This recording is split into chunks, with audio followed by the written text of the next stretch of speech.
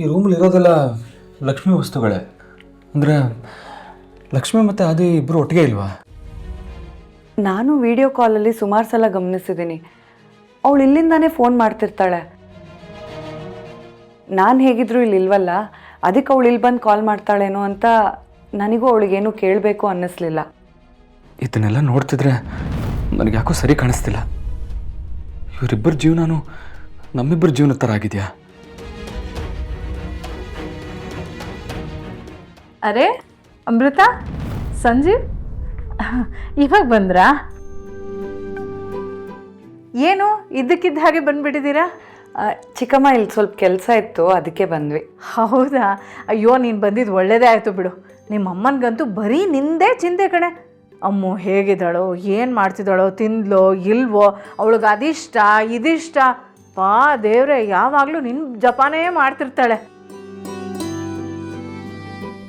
ಬಿಸಿಲಿಗೆ ನಿನಗೆ ಸ್ಕಿನ್ ಒಂಥರ ಆಗ್ಬಿಟ್ಟಿತ್ತಲ್ಲ. ಅಯ್ಯೋ ದೇವ್ರೆ, ಅವಾಗ ನೋಡಬೇಕಿತ್ತು ನಿಮ್ಮಮ್ಮ ಒದ್ದಾಡಿದ್ದನ್ನು. ಅಯ್ಯೋ ಅಮ್ಮಗೆ ಈ ಥರ ಆಗ್ಬಿಟ್ಟಿದೆ ಅಂತ ಕೊರಗ್ಬಿಟ್ಲು. ಹಾಗೆ ಅವಳಿಗೆ ಸಮಾಧಾನ ಮಾಡೋ ಅಷ್ಟರಲ್ಲಿ ನನಗಂತೂ ಸಾಕಾಗೋಯ್ತು.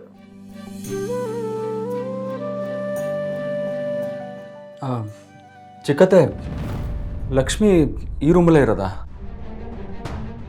ಹಾಂ, ಇದೇ ರೂಮಲ್ಲೇ ಇರೋದು. ಯಾಕೆ ಲಕ್ಷ್ಮಿ ಏನು ನಿಂಗೆ? ಅಮ್ಮು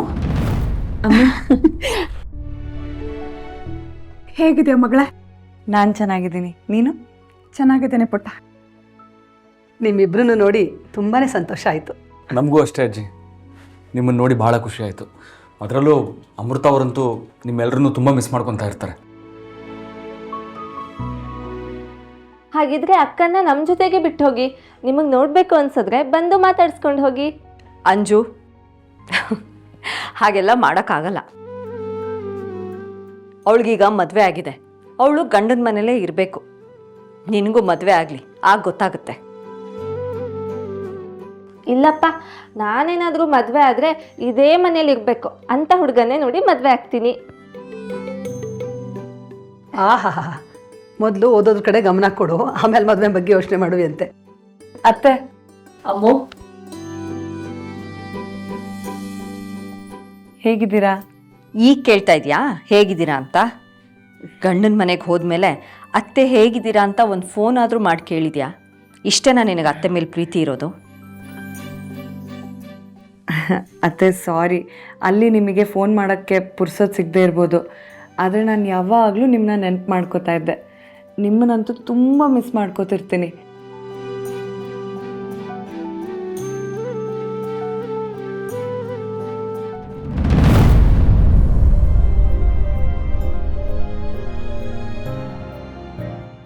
ಸಂಜೀವ, ಆದಿ ಮತ್ತು ಲಕ್ಷ್ಮಿಗೆ ಎಕ್ಸಾಮ್ ಇತ್ತಲ್ವಾ, ಹಾಗಾಗಿ ಒಂದೇ ರೂಮಲ್ಲಿದ್ದರೆ ಓದ್ಕೊಳ್ಳೋದು ಕಷ್ಟ ಅಂತ ಲಕ್ಷ್ಮಿ ಈ ರೂಮಲ್ಲಿ ಕೂತ್ಕೊಂಡು ಓದ್ತಾ ಇದ್ಲು. ಇನ್ನೇನು ಎಕ್ಸಾಮ್ ಮುಗೀತಲ್ಲ, ಇನ್ನು ಆದಿ ರೂಮಲ್ಲಿ ಆದಿ ಜೊತೆನೇ ಇರ್ತಾಳೆ. ಅಂಜು, ಲಕ್ಷ್ಮಿ ವಸ್ತುಗಳನ್ನೆಲ್ಲ ತೊಗೊಂಡು ಹೋಗಿ ಆದಿ ರೂಮಲ್ಲಿ ಇಟ್ಬಿಡು.